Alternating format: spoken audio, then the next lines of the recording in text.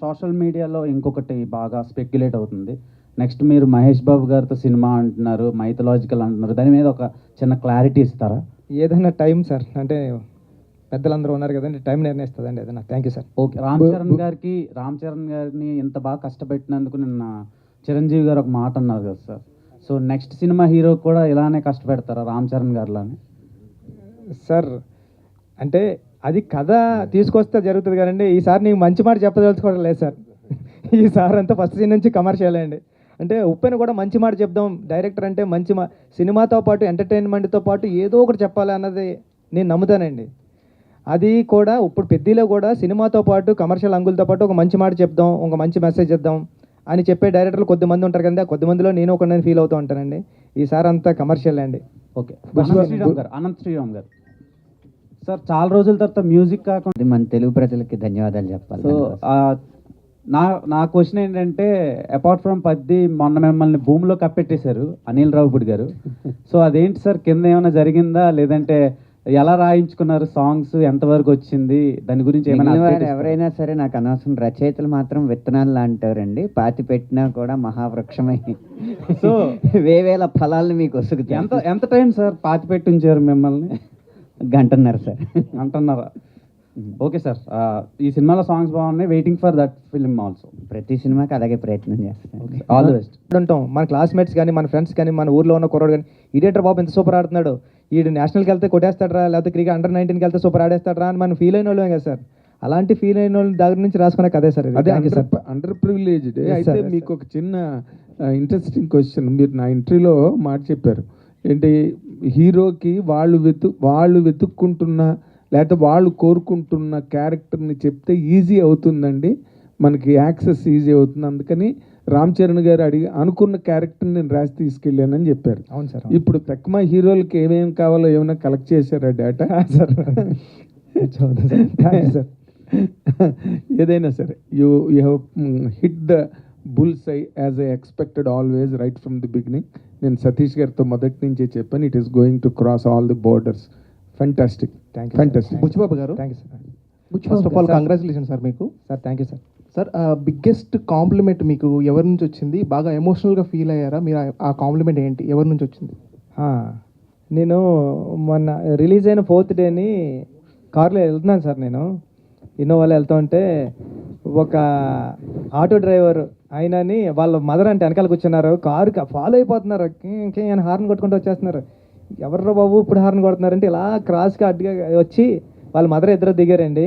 దిగి, బాబు మంచి సినిమా తీసావు, చాలా గుర్తుండిపోయింది, నేను 25 సంవత్సరాల తర్వాత సినిమాకి వెళ్ళాను బాబు, నా కొడుకు తీసుకెళ్ళాడు, ఇప్పుడు ఆటోలోంచి వస్తున్నాం, అందుకే నువ్వు కనిపించబోతులకి మాకు ఏం చేయాలో తెలియలేదు, అందుకే మేము ఆగిపోయామంటే థ్యాంక్ యూ అండి, థ్యాంక్ యూ. ఇది చాలా సూపర్ మెమరీ కింద ఉండిపోయింది సార్ నాకు లైఫ్లో, చాలా అనుకున్నాను sir. Thank you sir. Thank you sir. Buchibabu గారు మేడం సార్, మీరు ఈ హీరో స్టోరీ ఇన్స్పిరేషన్కి మీరు చెప్పారు, మీ ఊర్లో ఎవరో పెద్ది అనే పర్సన్ ఉన్నారు, మేము క్రికెట్కి కూల్కి తీసుకెళ్ళి ఆడిచ్చేవాళ్ళం, మేము కూడా ఇలా చేసామని చెప్పారు. సో ఈ తర్వాత మీరు తనతో మాట్లాడడం జరిగిందా, తన స్టోరీనే ఇలా చేశారు కదా, తన రియాక్షన్ ఏంటి, ఈ మూవీ రిలీజ్ అయిన తర్వాత మాట్లాడారా తనతో? ఇంకా వెళ్ళలేదు మేడం, పిఠాపురం వెళ్ళాలి, పిఠాపురం ఉంటాడు ఇప్పుడు. తనకి గవర్నమెంట్ జాబ్ వచ్చింది మేడం, అంటే 10th క్లాస్ పాస్ అయ్యాడు. పాస్ అయిన తర్వాత స్పోర్ట్స్ కోటాలోనే జాబు ఆర్ఎస్ఏలో ఉంది, ఆర్ఎస్ఏ ఏదో జాబ్ వచ్చింది, వెళ్ళిన తర్వాత ఒకసారి కలవాలి మేడం. బుచ్చిబాబు గారు, ఒక చిన్న డౌట్ అండి నాకు.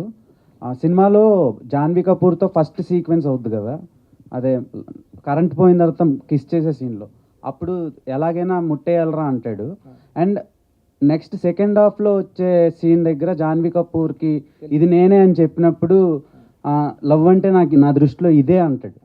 సో దానివల్ల ఒక డైరెక్టర్గా మీకు బాగుండొచ్చు, కానీ రామ్ చరణ్ గారికి బయట చాలా బ్యాడ్గా కన్వే అవుతుంది. సో దాని మీద ఒపీనియన్ ఏంటి? అంటే ఒక యాక్టర్ నుంచి చాలా నేర్చుకుంటారు. ఇప్పుడు ఆయనలో ఫేవరెట్ క్రికెటర్ ఎవరంటే పెద్ది సార్ అంటాడు కదా, సో ఈ కిస్ సీన్ దగ్గర కూడా పెద్ది సార్ అన్నట్టు కన్వే అవుతూ ఉంటుంది. సో అలాంటి వాళ్ళకి మీరు ఏం చెప్తారు? అండ్ ఆ సీన్ గురించి నాకు కొంచెం ఇది అదే అండి, పెద్దిలో నేర్చుకోవాల్సింది మంచి కూడా ఉంది. అంటే ఈ ప్రపంచంలో మనకి తాతయ్యలు కానీ అమ్మమ్మలు కానీ చెప్పేవారు కదండి, మంచి చెడు 2 ఉంటే మనం మంచి తీసుకోవాలరా, చెడు వదిలేరా అంటారు కదండి. ఈ జనరేషన్లో ప్రపంచంలో 2 లేవండి, ఒకటే ఉంది, దాన్ని నువ్వు మంచిగా కాలితే మంచిగా తీసుకో, చెడుగా కాలితే చెడుగా తీసుకో. సో అదే దీంట్లో ఏంటంటే రామ్ చరణ్ గారిలో జర్నీలో ఆ ఒక్క బిట్టు తప్ప తర్వాత ఇన్స్పిరేషన్ తర్వాత ఫ్లో అంత ఉంది కదా, ఆ మంచిని తీసుకుందాం అన్న. Thank you, sir. అంటే మళ్ళీ పుడతామా ఏంటి అంటారా? అవునండి, పుడతాం ఏంటి మళ్ళీ.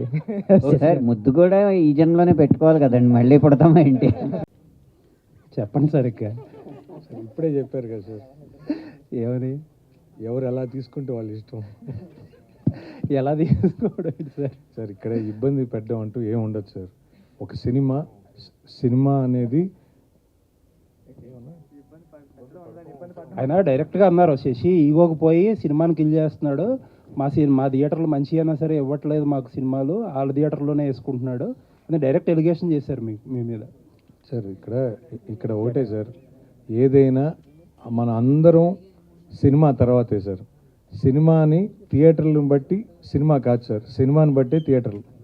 సో కాబట్టి సినిమా అనేది ఖచ్చితంగా దానికి ఎంత రిక్వైర్మెంట్ ఉంటుందో దాని ప్రకారమే ప్లాన్ చేస్తాం. ఒక్కొక్కసారి సినిమా ఒకసారి 4 థియేటర్లు వేయాల్సిన కాడ 3 వేయాల్సి వస్తుంది, 2 వేయాల్సి వస్తుంది, ఒకసారి 4 వేయాల్సి వస్తుంది. సో సిచ్యువేషన్ బట్టి ఆ సినిమా మూమెంట్ని బట్టి మనం ప్లాన్ చేసుకుంటూ పోతుంటాం సార్. ఈ ప్రాసెస్లో ఒకసారి బాధపడతారు, ఒకసారి ఆనందపడతారు. ఇది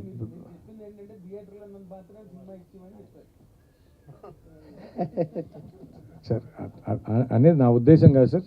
సార్ సినిమాకి ఖచ్చితంగా ఆ థియేటరు ఆ సిచ్యువేషన్ బట్టి మనం ప్లాన్ చేస్తాం సార్.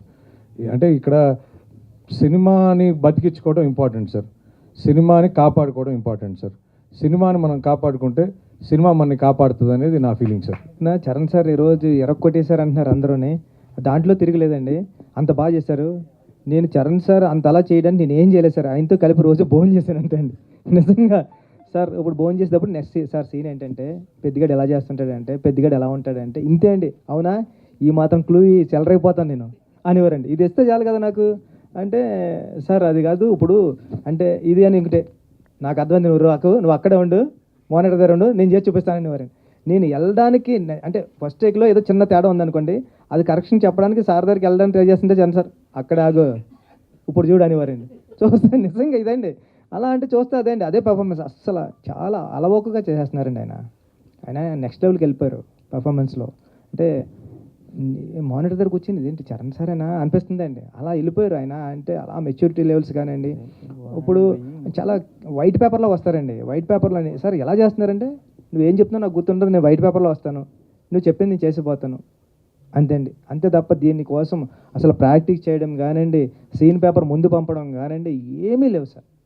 సీన్ పేపర్ ముందు పంపిన ఆయన చదవరండి, వచ్చావా చెప్పొకసారి అంటాను, చెప్పొకసారి అంటే ఫస్ట్నే క్యారవాన్లోకి వెళ్ళినప్పుడు ఆయన కాఫీ తాగుతూ ఉంటారని, డార్లింగ్ చెప్పు డార్లింగ్ ఏంటి అంటారు, సార్ ఇది అన్నావు అనుకో, అవునా ఓకే అయితే నడిపోదాం, రెడీనా కనుక్కో అంటారు, ఫోన్లో కనుక్కొని రెడీనా అంటే రెడీ అంటారు, రెడీ అంటే వచ్చేస్తారు. అంత ఈజీగా సార్. అందరూ అంటుంటే నేను అనుకున్నా సార్, అంటే అవును సూపర్ చేశారు అంటే ఇంత ఈజీగా చేస్తే సూపర్ చేశారన్నారు, ఇంకా సూపర్ చేస్తే ఎలా చేస్తారు? అనంత శ్రీరామ్ గారు, ఇందాక మీరు రాగానే మనం మాట్లాడుకున్నాం, ఆ తర్వాత మీరు మీదకి వెళ్ళిపోయారు. అదే వారానికి 1000 ఆ సాంగ్, అది ఏంటండి అది వారానికి? నాగేంద్ర కుమార్ గారికి బాగా అర్థం అవుతాయి సార్. నాగేంద్ర కుమార్ గారు సరదాగా అందరికీ అర్థమయ్యేలా చెప్పడానికి, పాట చూశారు కదా మీరు, పాటలో నృత్యం కనిపించిందా మైథునం కనిపించిందా? నృత్యం కనిపించింది. నృత్యం అనేది ఒక కళారూపం సార్. వారానికి గనక 1000 దాస్తే ఈ ఎంటర్టైన్మెంట్కి 4000 టికెట్. అక్కడ కనిపించింది నృత్యమే. మైథునంగా భావించిన వాళ్ళు వాళ్ళ ప్రవృత్తి అది అయ్యి ఉన్నట్టు నాకు తెలియదు. మరి నేను అనుకున్న 1000 ఏంటో తెలుసా? చప్పట్లే. వారానికి 1000 చప్పట్లు దాచుకుని నెలకోసారి వచ్చి 4000 చప్పట్లు కొట్టండి నృత్యానికి.